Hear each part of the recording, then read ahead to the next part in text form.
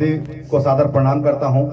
और यहाँ पर जो हमारे महान बिरहा गायक लम्बड़दार भैया जो है अक्सर चर्चा करते थे, तेज बहादुर भैया जो है, और आप खुद ही बिरहा के एक महान जो है गायक हैं। यहाँ पर उपस्थित सभी बिरहा गायक कमेटी को मैं सादर प्रणाम करता हूं। और इनके साथ में जो भी हारमोनिया ढोलक वाले या और जो भी भाई हैं जो ताल दे रहे हैं, उन सबको मैं प्रणाम करता हूं। और आप लोग बहुत ही महान हैं और बहुत ही महान काम कर रहे हैं, क्योंकि ये हम सबकी संस्कृति है। आप देख रहे होंगे कि आज बहुत बड़े बड़े तबके में ऑर्केस्ट्रा और बड़े बड़े जो है कलाकार आते हैं जो 10-10, 20-20, 50-50 लाख रुपए के बधे होते हैं, लेकिन वो आते हैं, फुहरता प्रदर्शन करते हैं, संस्कृति से उनका कोई मैच नहीं होता। लेकिन आप लोगों के माध्यम से, आप सभी महान कलाकार के माध्यम से जो बिरहा है या आल्हा है, जो हमारे रग रग में बसा था, हमारे पूर्वजों के रग रग में बसा था, जब बिरहा सुनते थे या आल्हा सुनते थे तो एक अलग जो है अंदर उत्साह पैदा होता था। उस उत्साह को आप अभी भी कायम किए हुए हैं और एक अलग जगा रहे हैं, तो ये कम बात नहीं है, आज के जमाने में बहुत बड़ी बात है। आप उनको टक्कर दे रहे हैं जो बहुत बड़े हाई फाई स्टार हैं, उनको टक्कर दे रहे हैं आप, लेकिन वो केवल कागज के स्टार हैं।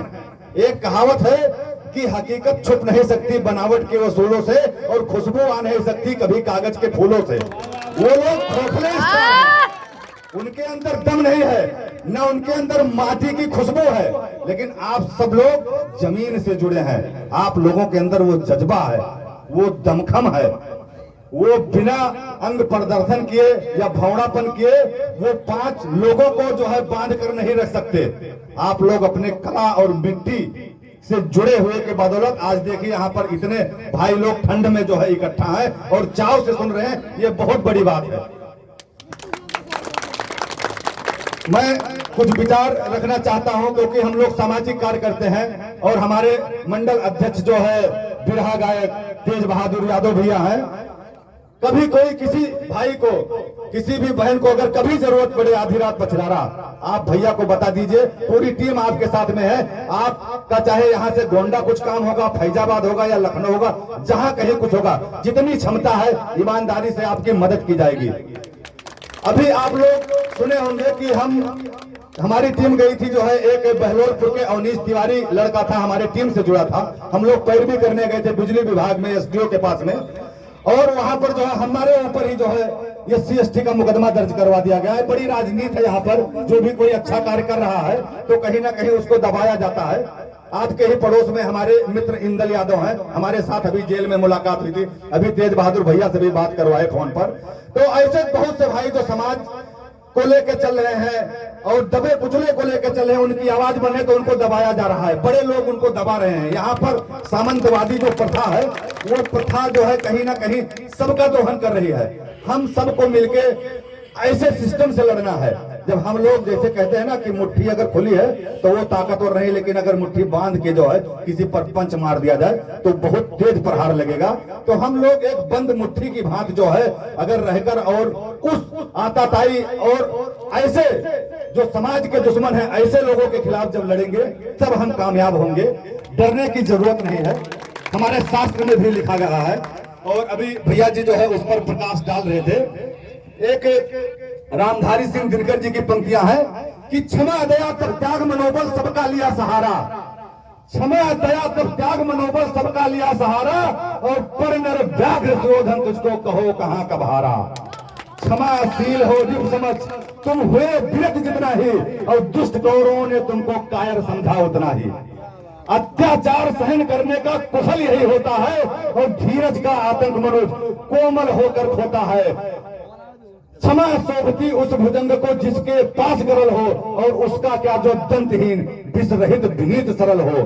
3 दिवस तक पंथ मांगते रघुपत सिंध किनारे, और बैठे पढ़ते रहे छंद अनुनय के प्यारे प्यारे।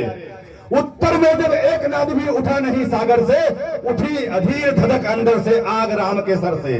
सिंधु दे धर त्राय त्राय, करता आ गिरा शरण में, और चरण पूछ दास्ता ग्रहण की, बधा मूल बंधन में। और सच पूछो तो सर में ही बसती है दीप्त विनय की, और चंद बटन संपूर्ण उसी का जिसमें सत्य विजय की। और सहनशीलता क्षमा दया को तभी पूछता जग है, और बल का दर्प चमकता उसके पीछे जब जगमग है, बल का दर्प चमकता उसके पीछे जब जगमग है।